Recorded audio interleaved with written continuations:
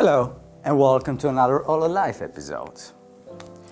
What is good and what is bad comfort?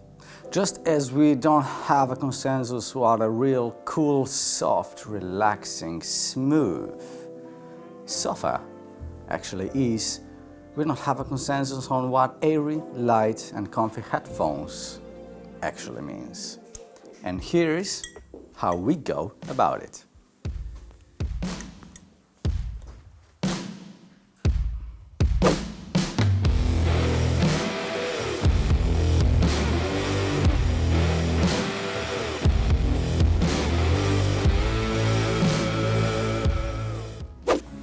All men and women know how size matters. We're gonna talk about head size, we're gonna talk about the strap design, we're gonna talk about earpads, and we're gonna talk about cable angles. The first to correctly answer the following question will earn a special seat at the 25 test group. Here it goes. What dB SPL, the old model S4R 2018, produces with 1 kilohertz sine wave when the sensitivity data is 109 dB SPL at 1 volt RMS. If you plug it into minus 22 dBu output, do some math. About head sizes, there are quite a few researches done in the 50s and 60s with telco companies and Stanford University. To sum it up, the average guy's head width or breadth is about 15 centimeters. And this is Frank, he's our average guy. So the way we measure force is using Newton meters. And when the headphone actually moves a little bit is where the force is kind of, counteracting, so we can measure it. And it's roughly about 3.5 with our headphones on this average Frank over here. But as your head size increases, gets bigger, the more force is required or is actually present. The funny thing is, force is not a linear thing, it's logarithmic. So the bigger the head size, the more clamping force you're gonna have.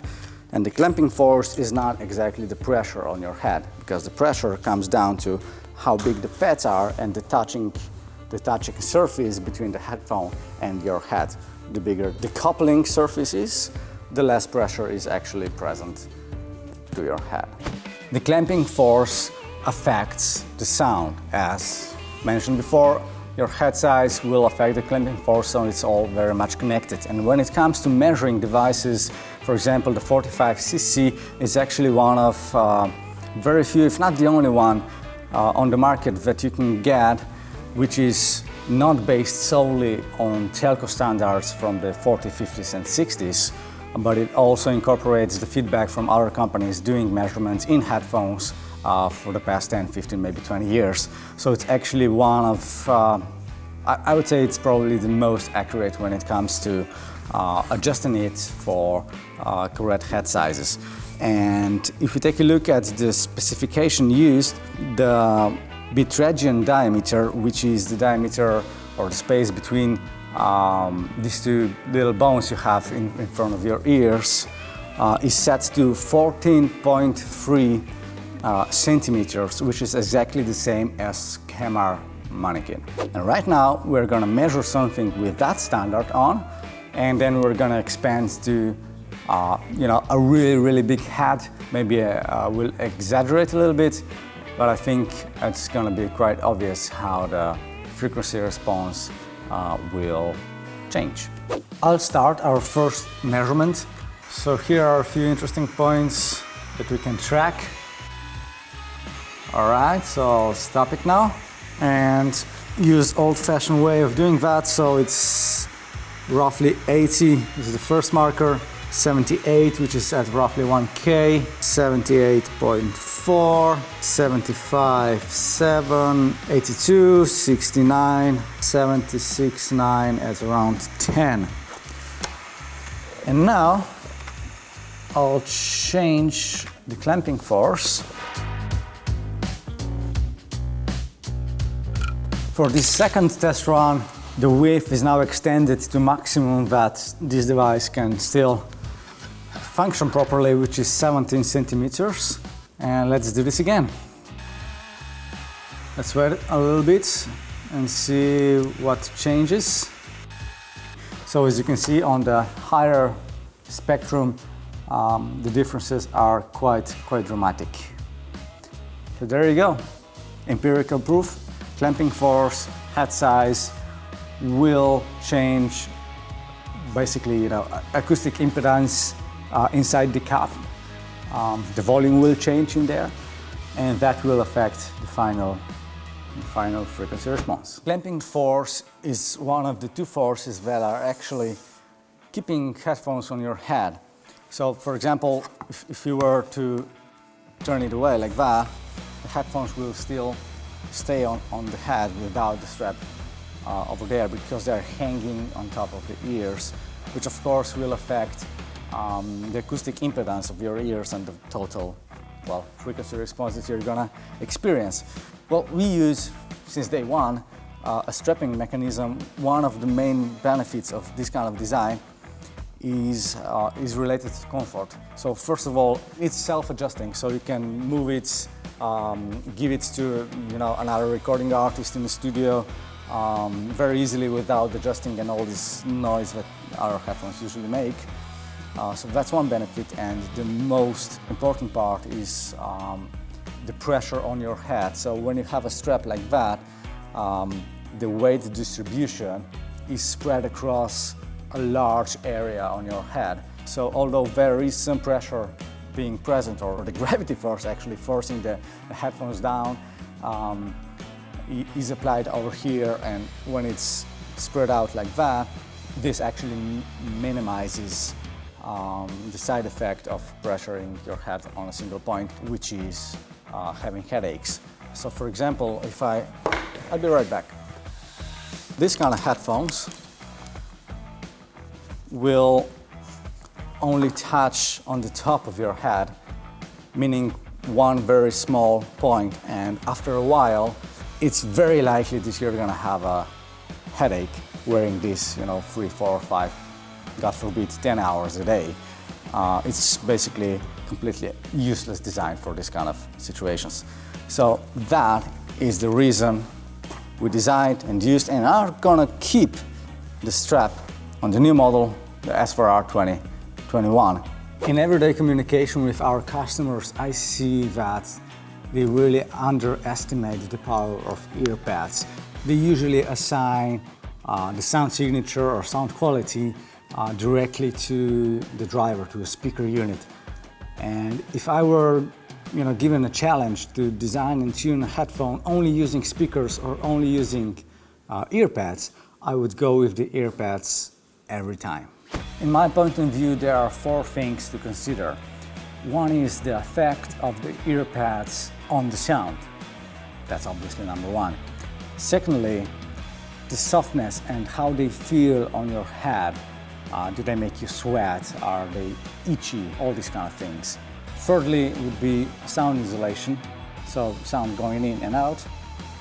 And final, which is many times overlooked, is actually heat dispersion. So if you wear them, like in our case, professional users, hours straight on, it's important that the heat around your ear is dispersed into the air as easily as possible. So there you go. Here's the balancing act. How to find the right amount of everything so that they're comfortable at the end of the day. All right, so over here we have measurements from the previous take. Actually, let's repeat them real quick, since now the jig is a bit differently set up. Try to memorize this one. So now I'll show you the difference between the earpads and how they very much affect the sound. The acoustic impedance changes a lot dramatically actually with the volume of the cavity. So for example, the previous earpads on the OLLO model or on the S4R 2018, they are a bit shallower, which means there's less air in there, and hence the acoustic coupling is a lot different. This is something that many of you already know, but just to prove it out and have some fun, let's measure exactly the same headphone, positioned exactly the same way, which is great on this device because it has these stoppers over there. And let's do it again. So as you can see, there is a massive difference in the mid section. I mean, it's a totally different headphone. Totally different headphone by changing earpads and nothing else. Now here's the question: how to keep nicely balanced sound and at the same time make them comfortable. So we have to play with materials, volume, acoustic impedances on the earpads a lot to make them sound good at the end of the day, but also comfortable for you to wear hours straight on. Also on the new earpads we are using velour, which is a bit softer, and I think that this softness is important in the aspect of comfort as well. How do they feel when they are touching your skin, especially in hotter weather, for example in Thailand, or if you are like in Florida or somewhere like that, where the temperatures are high, using velour is a lot better choice than poly leather, which will make you sweat a lot more, and eventually this kind of thing can actually lead to headaches again, same as the strap and force on your head.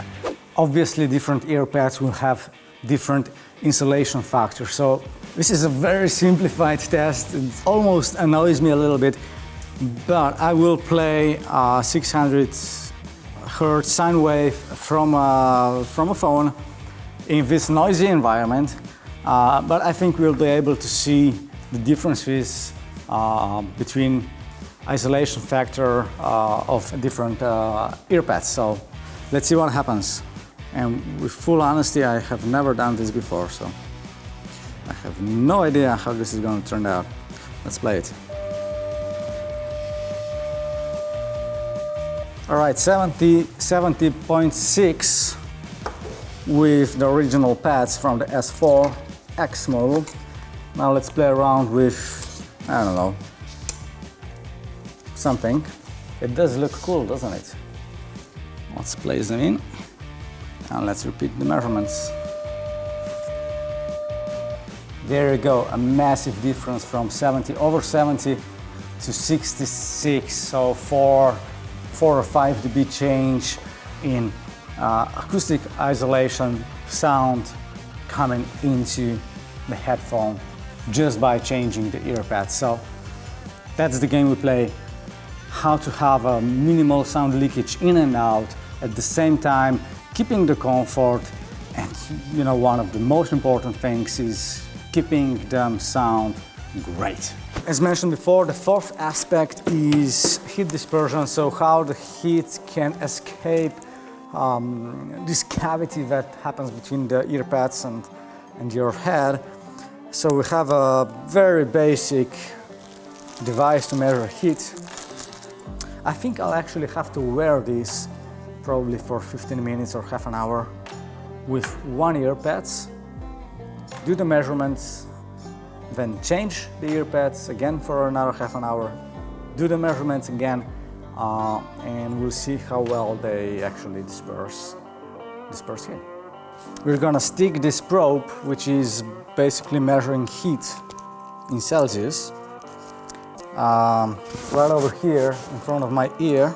I'll wear this for a while and we'll see how the temperature will start to rise, and then we will repeat the same process again with some other earpads. All right, we're at 30, 31, 32. All right. So I'll be walking around with this thing, and I'll be back in 15 minutes. 33 Celsius, 34. So it's been almost 15 minutes now, and basically the temperature has not changed much.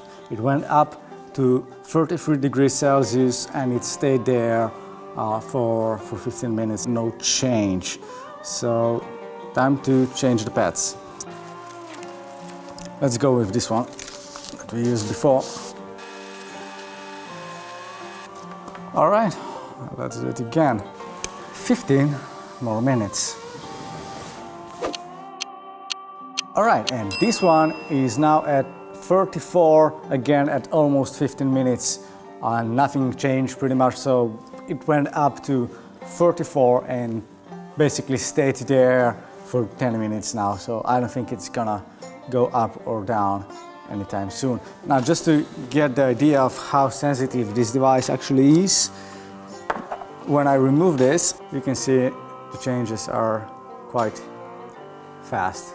And if I touch it again, it's gonna start to climb. It changes quite fast. That means that the temperature inside was quite constant in both scenarios with both earpads, and these are a bit hotter, which is kind of logical due to polyethylene there, and these are a bit more airy, meaning less temperature is actually caught in there. All right, cable angle. One little detail is the cable or the plugs angle on the headphones. In the past few months, we reached out to you guys asking you about the cable angle, and we dived more and more into behavioral science. So basically how you guys are using our headphones, in what scenarios, and what do you do when you use them.